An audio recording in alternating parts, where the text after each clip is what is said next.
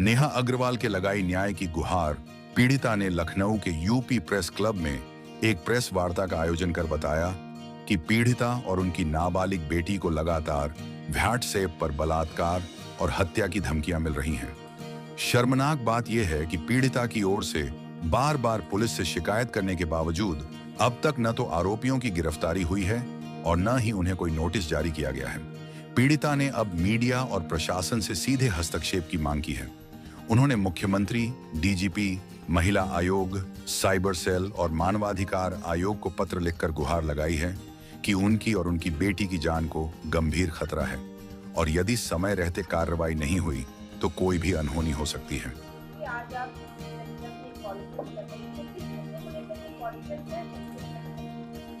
मैं जो ये प्रेस कॉन्फ्रेंस कर रही हूँ महिला सुरक्षा को लेकर के है।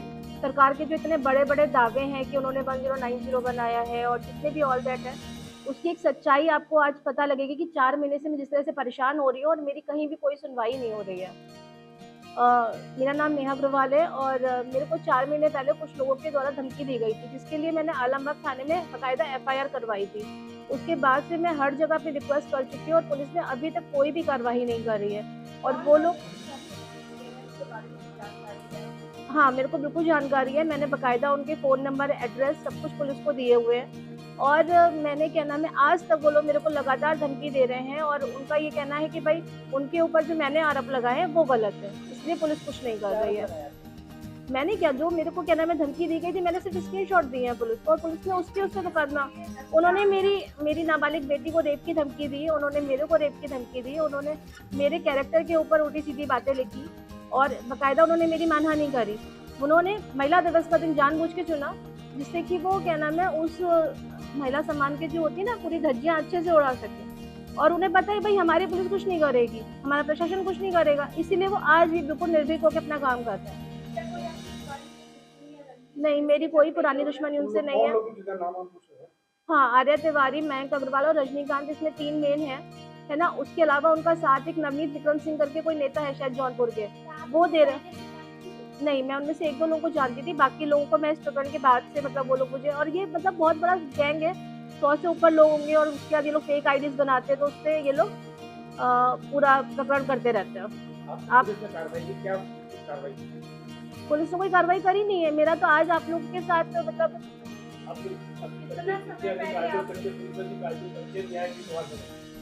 मैंने डीआईजी को क्या नाम है लेटर दिया था आपका, मैंने आपके डीएम को बताया था, ठीक है। और उसके अलावा मैं आज और कल में जितने और जितने उनको दे दूंगी। नवनीत सिकेरा जी को तक मैंने ये बात, हाँ, मैं महिला आयोग तीसरे चौथे दिन ही गई थी, है ना। वहाँ मैं अपर्णा जी से मिली थी।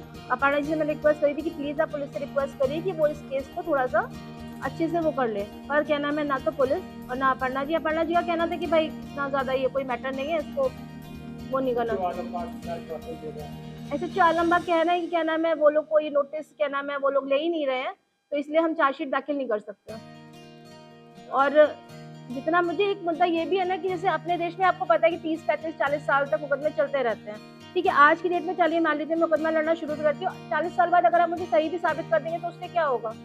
मतलब हमारी जो न्याय व्यवस्था है, मुझे सबसे बड़ी मतलब अब मुझे अपराधियों से ज़्यादा शिकायत तो जो आपका सिस्टम है ना उससे है। आपने पुलिस बनाई, आपने 1090 बनाया, आपने 181 बनाया, आपने मुख्यमंत्री पोर्टल बनाया, आपने महिला आयोग बनाया, ठीक है।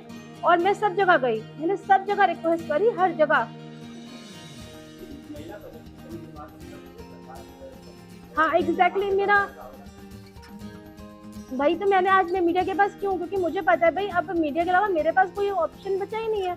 मैंने हर जगह अपनी बात कहने की कोशिश करी और हर जगह या तो मुझसे पैसे मांगे जाते हैं या फिर उस चीज़ को इग्नोर कर दिया जाता है। मेरे पास इतने पैसे नहीं कि मैं हर पुलिस वाले को या साइबर वाले एक आईडी के लिए मुझसे बोलेंगे कि अलग अलग पैसे, तो मैं तो नहीं दे सकती ना। मैं कहाँ तक वो करूँगी। मैं ये घूसखोरी और आपके सिस्टम में उलझ के रह जाऊँगी, या मैं इस केस को, अगर आप इस केस को 40 साल तक चलाने के बाद मुझे न्याय देंगे तो उस न्याय का कोई मतलब रह नहीं जाएगा ना। बिल्कुल, उन्होंने मेरी 16 साल की बेटी को रेप की धमकी दी है, ठीक है। उन्होंने मेरे लिए एलिगेशन लगाया है कि मैं होटलों में जाती हूँ, मैं क्या नाम है, उनके पास सबूत है। तो भाई अवध क्लब जैसे होटल के नाम उन्होंने लिए, तो अवध क्लब से निकलवा लीजिए ना, अगर मेरी आईडी वहाँ पे लगी होगी। मतलब मेरा ये कहना है, उन्होंने मेरे ऊपर जो एलिगेशन लगाया है आप उन्हें प्रूव करिए। उनका ये कहना है कि फाउंडेशन के थ्रू मैंने आशियाना में बंगला बना लिया है, दुबई में मेरे फ्लैट है, मेरे अकाउंट्स में लाखों रुपए आए हुए हैं। है ना। तो अगर ये सब कुछ है तो पुलिस उस चीज को निकाले ना। पुलिस क्या कर रही है? आपके LIU वाले आकर के 4-4 6-6 घंटे तफ्तीश करते हैं, वो बोलते हैं मैम हम कुछ करेंगे। तो मुझे तो लगता है शायद कोई ऐसा वो रह गया है यहाँ पर जहाँ पे मुझे जाना चाहिए लखनऊ में।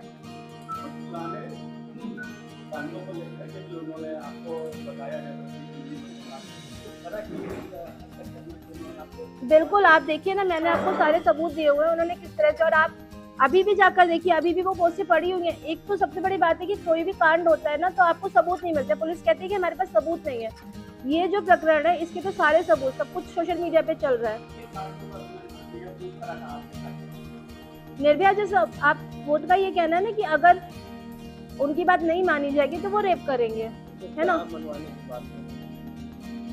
क्या मनवाने की किस तरह की डिमांड, जैसे बात कह रहे हैं ना, आपने अभी बोला कि वो कुछ मनवाने की बात कर रहे हैं। उन्होंने शुरुआत को उन्होंने जो मुझे धमकी दी थी, और हमने एक प्रोग्राम करा था और उसमें जो हमारे एक साथी थे उनके लिए उन्होंने मुझे गलत पोस्ट लिखने के लिए बोला था, ठीक है। तो मेरा ये कहना था कि भैया अगर वो गलत है तब पुलिस के पास जाइए, मैं क्यों गलत पोस्ट करूंगी। उस चीज को लेकर उन्होंने मुझे धमकियां दी थी कि मैं उनके लिए गलत पोस्ट करूं। और जब मैं उनके लिए पोस्ट नहीं कर रही हूँ, अब आज की डेट में मेरे साथ अगर कोई भी खड़ा हो रहा है, जैसे एकता दी मेरे साथ खड़ी हुई, या आज की डेट में कोई भी महिला या पुरुष मेरे लिए कोई भी सपोर्ट करेगा तो वो उनके लिए भी गंदी पोस्टें करना शुरू कर देते हैं। मैं इनके संग महिला आयोग गई, इनके संग मैं जितने भी जहाँ जहाँ गई मैं साथ में गई हूँ।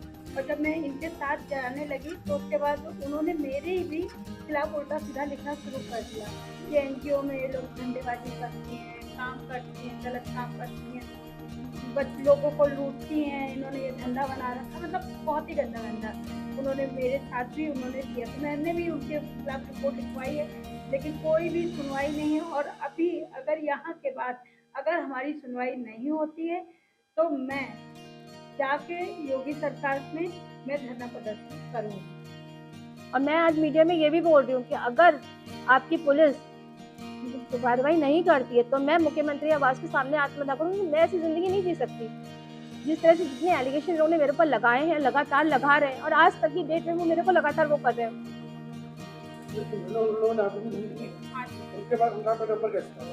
नंबर फेसबुक, सोशल मीडिया, तो हम एक सोशल एक्टिविस्ट है तो हमारा नंबर तो पब्लिक ही है ना। हम लोग ने पोर्टल में डाला हुआ है, सब किया हुआ है, हमारा तो सब कुछ है।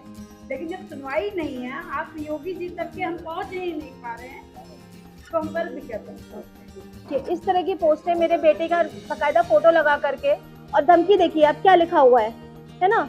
मतलब निर्भया जैसे कांड भी किया, मतलब इस अपराधियों को अगर मौका मिल जाए तो ये लोग शायद उससे भी ऊपर कुछ दरिंदगी करने में पीछे नहीं हटेंगे। मेरी बेटी के लिए बाकायदा लिख रहे हैं कि मैं रेप करूंगा उसके साथ, है ना। अभी 4 दिन पहले की पोस्ट है, 4 दिन पहले वो आराम से लिख रहे हैं कि पुलिस कुछ नहीं बिगाड़ लेगी उनका। एक क्या नाम है व्यापारी है शरद सिंह करके, वो बता रहे हैं पुलिस को हमने खरीद रखा है, बाकायदा मेरे पर रिकॉर्डिंग पड़ी हुई है, मैंने पुलिस को सब कुछ भेजा हुआ है ना। ये इस तरह की बिल्कुल, मतलब इतनी आईडीज और इतनी गंदी गंदी पोस्टें ना कि, और आप अभी सब देख सकते हैं, ऐसा कुछ नहीं, आधी से ज्यादा पोस्टें अभी भी ऑलरेडी सोशल मीडिया पे पड़ी हुई हैं। ये सब जो मैं आपको दिखा रही हूँ ना, सिर्फ एक छोटा सा नमूना है। इस तरह की 450 से ऊपर स्क्रीनशॉट में ऑलरेडी पुलिस को 1090 को 181 को सबको दे चुकी है, और कहीं से कोई भी अभी तक तो मुझे कार्रवाई दिख नहीं रही है। और इसीलिए अपराधी जो है वो लोग मुझे और धमकियां दे रहे हैं। उनका कहना है कि भाई ये देखिए, ये इस तरह से, ये जब मैंने वहां पे लिखा था ट्विटर पे सबसे पहले मैंने मुख्यमंत्री और इन सबको क्या नाम है ट्वीट किया था, तो उस वक्त भी उनकी इतनी भद्दी पोस्टें आती हैं